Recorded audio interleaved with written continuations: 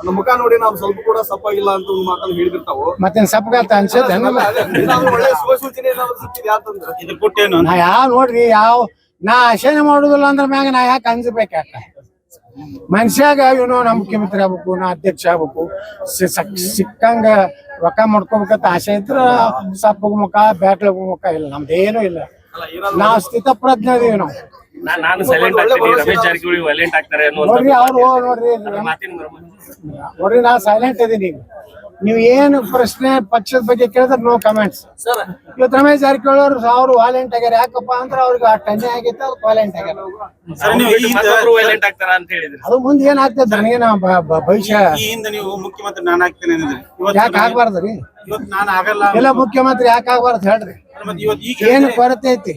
ಈಗ ಹೇಳಿದ್ರಿ ನಾನು ಪ್ರಾಮಾಣಿಕರು ಮಾಡ್ಬೇಕಂತ ಬಂದ್ರೆ ನನ್ನೇ ಫಸ್ಟ್ ಹೆಸರು ಬರ್ತದ. ಅದು ಆಗೋ ಸಾಧ್ಯತೆ ಒಳ್ಳೆ ಮನುಷ್ಯನ್ ಮಾಡ್ಬೇಕಂತ ಬರ್ತೇನಾರ ಅನಸ್ತು ದೇವ್ರಿಗೂನು ಆದೇಶ ಕೊಟ್ಟಂದ್ರೆ ನಾನೇ ಆಗ್ತೀನಿ. ಮಾಡ್ಲಿಲ್ಲ ಅಂದ್ರೆ ಬಾಳ ಏನ್ ಹಳಾಳೆ ಮಾಡ್ಕೊಂಡು ಆತ್ಮಹತ್ಯೆ ಮಾಡ್ಕೊತೀನಿ, ನಾನ್ ಪ್ರಾಣ ಕೊಡ್ತೀನಿ. ಈ ಹೋರಾಟವನ್ನು ರಾಜಕೀಯ ಅಂತ್ಯಕ್ಕೆ ಒಯ್ಬೇಕಂತ ಹೇಳಿ ಪಕ್ಷಾತೀತವಾಗಿ ಹೋರಾಟ ನಡೆದೈತಿ. ಮಾಡ್ಬೇಕು.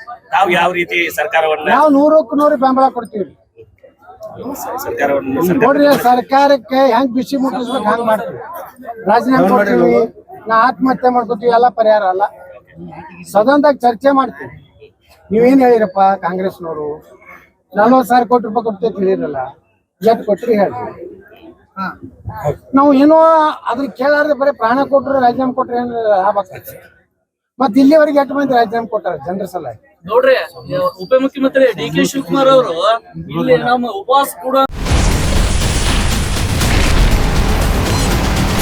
Ashwavega English News. Coming soon. Your channel, your voice, your trust.